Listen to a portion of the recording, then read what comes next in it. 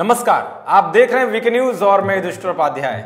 इस बार लोकसभा चुनाव की वोटिंग के लिए मतदान केंद्रों पर आप वोट डालने के लिए जाएं तो चारों ओर ये देख लें कि कहीं वहां सीसीटीवी कैमरा तो नहीं लगा हुआ है जो आप पर ये निगरानी रख रहा है कि आप किस पार्टी को वोट दे रहे हैं। क्योंकि अब तक तो ईवीएम को लेकर सवाल खड़े होते आ रहे हैं, मगर अब सीसीटीवी कैमरे को लेकर पूरा मतदान केंद्र ही सवालों के घेरे में खड़ा हो गया है। दरअसल क्योंकि इस बार पीएम मोदी ने हर मतदान केंद्रों पर सीसीटीवी कैमरे लगवा रखे हैं। अगर आप बीजेपी के अलावा किसी और पार्टी को वोट देते हैं तो इस बात की खबर पीएम मोदी को सबसे पहले पहुंच जाएगी। और अगर आपने बीजेपी को वोट नहीं दिया तो फिर आपका विकास भी नहीं हो पाएगा।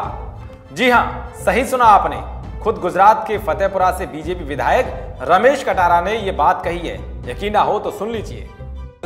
आ वखते मोदी साहेबे कैमरा लीधा है, कोण भाजपने मत आले कोण कांग्रेस में आले तो पछे आવું ता मोदी साहेब जूठो पेटो भळे કે આની બૂથમાં આટલા મત નીકળ્યા તો કામ ઓછું કરવાનું બને રોકડાના પૈસા હું દોર નહીં નાખે રાજધાનના ખાતાના પૈસા નહીં નાખે ये तो મને ખાસ કહેવાય।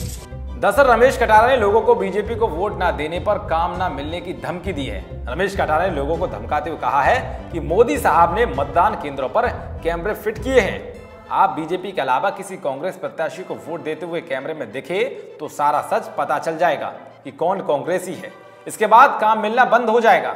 रमेश कटारा यही नहीं रुके, उन्होंने आगे कहा कि ईवीएम मशीन में जसवंत भाभोर जो दाहोद सीट से बीजेपी के प्रत्याशी हैं उनका फोटो लगा होगा।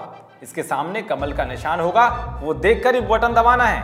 कहीं चूक की गुंजाइश ना होनी चाहिए क्योंकि इस बार मोदी साहब ने मतदान केंद्रों पर कैमरे फिट किए हैं। आप बीजेपी के अलावा किसी कांग्रेस प्रत्याशी को वोट देते हुए कैमरे में दिखे तो सब सच पता चल जाएगा कि कौन कांग्रेसी है। रमेश कटारा ने आगे कहा कि मोदी साहब ने अब तो आधार कार्ड, राशन कार्ड सभी में फोटो लगवाए हैं जिससे आपकी पहचान हो जाएगी। आपके बूथ से कम वोट निकले तो उनको पता चल जाएगा कि किसने वोट नहीं दिया। इसके बाद आपको काम मिलना बंद हो जाएगा। दरअसल लोकसभा चुनाव प्रचार में नेताओं के बयानों पर चुनाव आयोग के सख्त एक्शन के बाद भी नेता जहरीले और जुमले वाले बयान देने से थम नहीं रहे, क्योंकि सुप्रीम कोर्ट की फटकार के बाद चुनाव आयोग एक्शन में है।